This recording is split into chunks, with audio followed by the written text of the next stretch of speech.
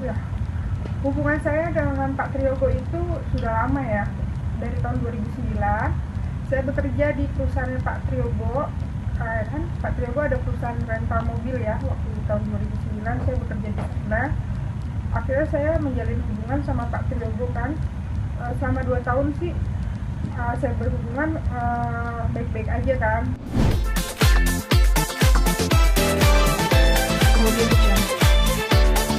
Kita mau memberikan kebenaran ya. Pertama untuk Reski Aditya. Untuk Reski Aditya kan yang Ibu Weni sekarang lagi permasalahkan tentang anaknya yang bernama KJ. Tadinya saya nggak mau muncul, cuman saya untuk berbicara kebenaran ya kan, bahwa memang benar Ibu Weni dan Reski Aditya pernah berhubungan pacaran dan mempunyai anak yang bernama Keke.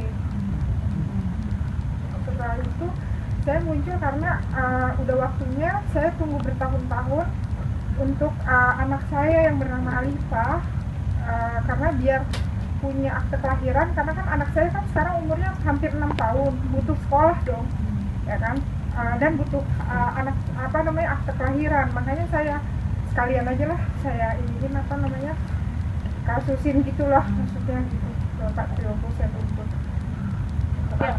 Oke, Mbak Tiara, mohon maaf sebelumnya jelasin dulu posisi Mbak Tiara ini adalah siapanya Pak. Itu bisa jadi tadi langsung ngomong tentang anak pengen butuh itu, maksudnya lebih jelas gitu ya.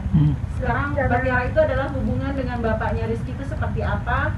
Bagaimana sampai akhirnya kalian membutuhkan surat pengakuan dari bapak itu sendiri? Ya, hubungan saya dengan Pak Triyogo itu sudah lama ya, dari tahun 2009.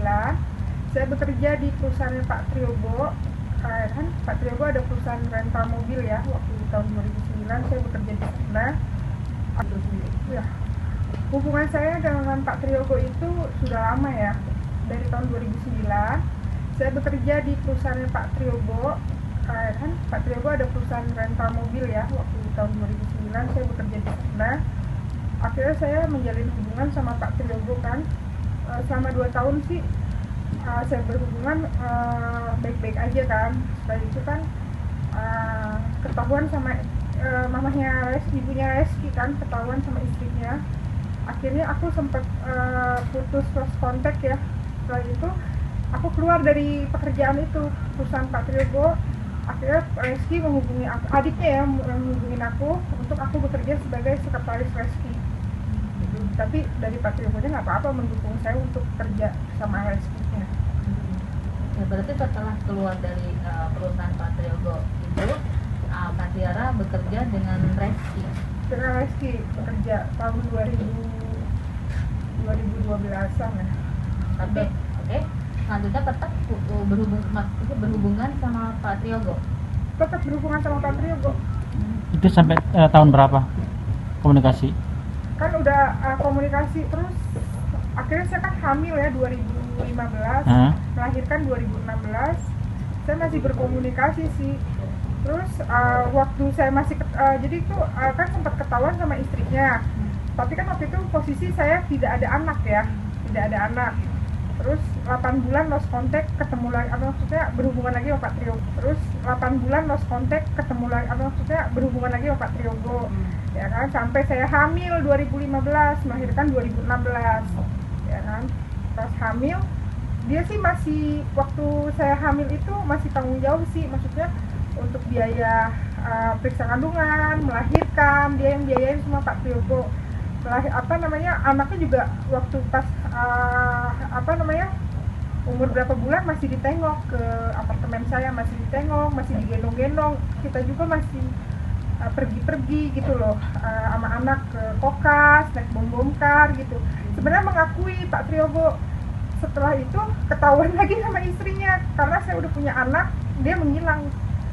Karena udah fatal mungkin ya, udah punya anak, dia mungkin ada apa gitu sama istrinya, ancaman atau apa, makanya dia udah nggak berani lagi. Setelah itu dia langsung tidak mengakui gitu loh. Tadinya mengakui kan, di surat rumah sakit aja nama bapaknya kan, Triyogo Derajat Moko kan.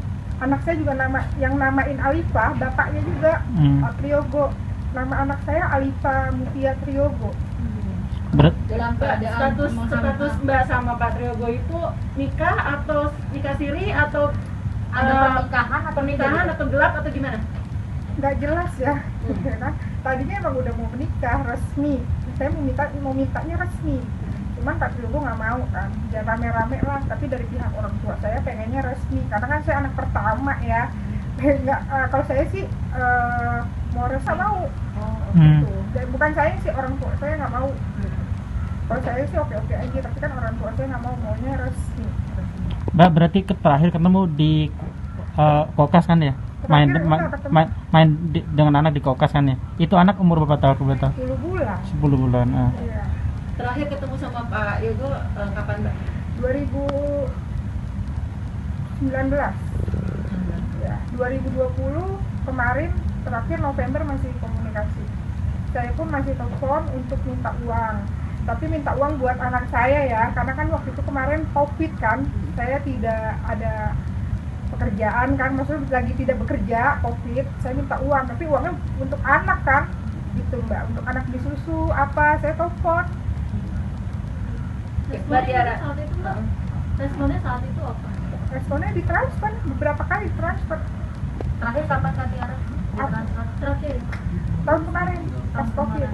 Dan itu rutin nggak Mbak ditransfer tiap bulan? Enggak tiap bulan, berapa hari sekali transfer buat makan anak saya gitu, buat makan saya, buat beli susu. Yang nggak berjuta-juta sih Mbak, tapi cukup lah buat makan berapa hari sekali. Mbak, saat transfer itu ada komunikasi nggak sih? Ada omongan mungkin dari beliau gitu? Iya, saya bilang, Pak, aku minta uang dong buat beli susu anak atau buat makan. Oh sebentar, nanti dulu ya, sebelah gua ada reski gitu, ntar, tapi ditransfer. Pokoknya kalau saya minta uang dia langsung transfer, karena dia nggak mau lihat aku susah sama anak aku, mungkin seperti itu ya.